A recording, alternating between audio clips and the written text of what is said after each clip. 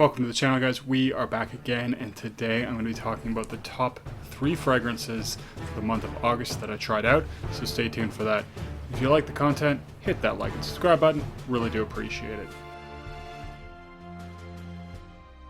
So first of all, I want to say that August was a fantastic month for trying out new fragrances. I tried out quite a few, and I pretty much liked them all, so that made this actually a pretty hard list to make. I'm actually going to give an honorable mention just because of that. I probably could have put almost every fragrance I tried on this list and been happy with that, but I am going to narrow it down to 3 with 1 honorable mention. The honorable mention is going to be Chocolate Greedy by Montal. This is actually a really well done chocolate fragrance. Really enjoyed it. It has this nice chocolate bar kind of a vibe with a really nice sort of Tonka vanilla dry down that's also very nice. A really good quality gourmand fragrance if you like chocolate. And it's also very inexpensive. So Montal fragrances, if you don't know, can often be gotten on the gray market for like $80 for 100 ml or in that range. And they last a long time, very well performing, and I think it's a really good deal, and it's a nice fragrance. So that is my honorable mention. So now I'm going to actually get into the list. So as I mentioned, this was a tough one, and I'm going to start off with Floriantal by Comme des Garçons. Now, as I mentioned in the video where I actually talked about this fragrance, I actually decided to try this one out because Jeremy Fragrance had been hyping this one up a lot. And so I thought I would get a sample of it, see what all the noise is about. I do like Comme des Garçons if you haven't tried anything from their house. Another really nice one is Wonderwood. I like it because it smells like fresh cut wood with a nice peppery vibe. This one also did not disappoint, so very happy about that. I think Comme des Garçons is one of these designer houses that does do things a little bit differently. Now this one, despite being called Floriantal, is not particularly floral. It is nice, so it opens up very spicy, and it's a very woody fragrance. And I find that it also has a very prominent plum note that provides a lot of sweetness. So opening very spicy, there's something about it that's just a little bit fresh. So I think it could be worn in the spring, although this, because it is quite sweet and woody, does also work, I think, in the fall. But it does dry down more woody as well. So the spice kind of fades out, that sweetness stays there. The sandalwood, especially for the first few hours, does smell a little bit more like a cedar to me, but it does become more of that creamy sort of sandalwood that I think a lot of people are familiar with. Anyways, this one, solid fragrance. Happy with that. I gotta say, I have sampled a lot of the fragrances that Jeremy has suggested, and not all of them I have liked. In fact, some of them I could not understand why they were hyped. This one, great. I do definitely want to try out more from Comme des Garçons, and if you have suggestions for the brand you think I should try out, let me know. So next one is going to be a Kilian fragrance, and I'm partially going to suggest this one, or I partially picked this one because this one gets so much hate.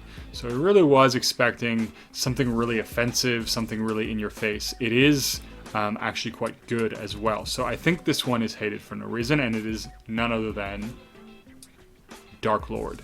So Dark Lord often gets described as being smelling like burnt rubber or like smoking tires or something crazy like that. And I was expecting something really prominent, especially with that leather note in the opening, in the whole thing.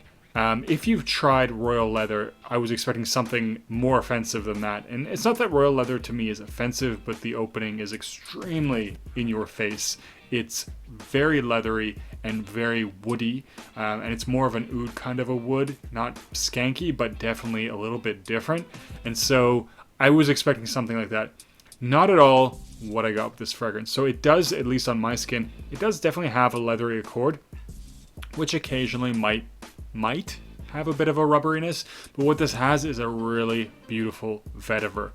The vetiver in this is amazing. I have to say it's probably one of the best vetivers I've ever smelt. Very nice. There's something about it that's actually a little bit watery, and that's what I actually really like. It's really like this fresh vetiver in sort of a watery type environment. It's not full-on aquatic, but there is just something there that gives me that impression. Now, to the downfall, the fragrance itself is definitely a little bit one-dimensional, so it doesn't change a ton over the fragrance lifespan, but it is an enjoyable fragrance nonetheless. And I do find the leather starts to come out a little bit more as the fragrance progresses, but the vetiver to me is one of, or if not the star player for this fragrance, and the vetiver is really well done.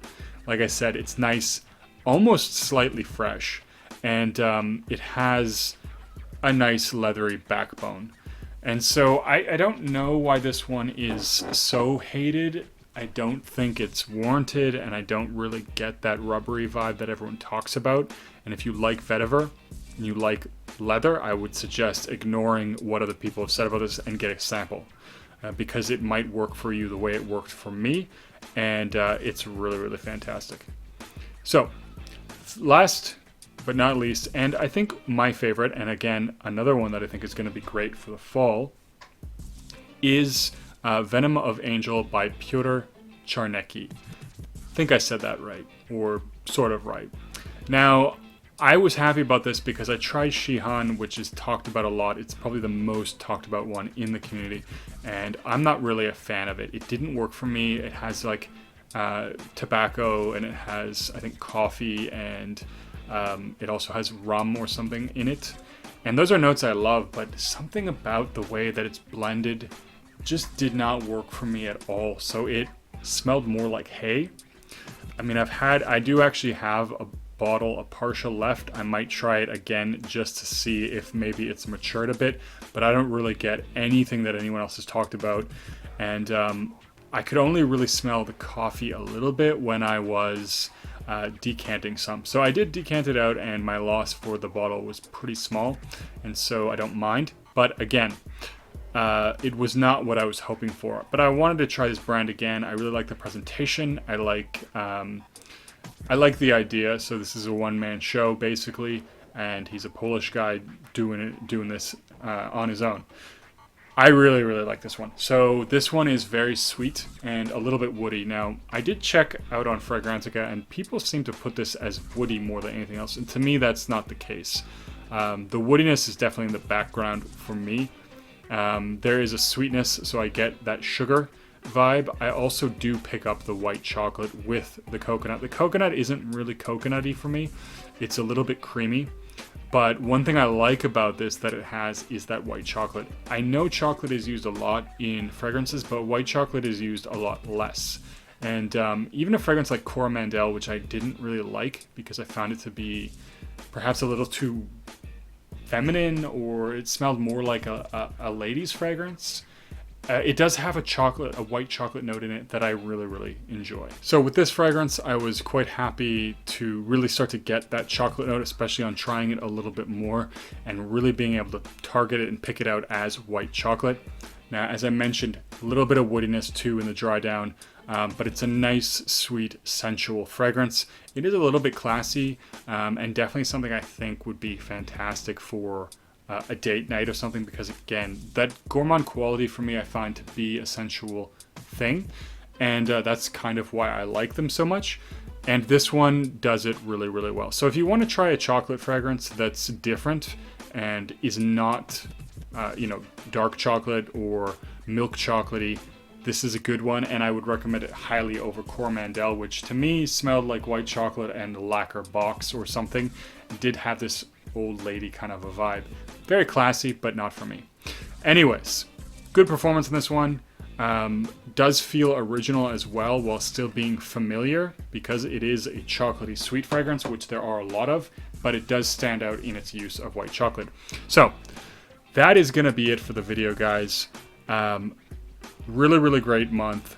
Tried a lot of fantastic fragrances, and I hope you guys got the opportunity to try a lot as well. Leave a comment down below. Is there any fragrances, or are there any fragrances that you guys tried out this month, or last month I should say, that you really enjoyed? Anything you're looking forward to trying out, let me know. And if there's anything you think I should check out, let you know my thoughts on, hit me up and let me know as well. So anyways, guys, as I mentioned, gonna cut the video there.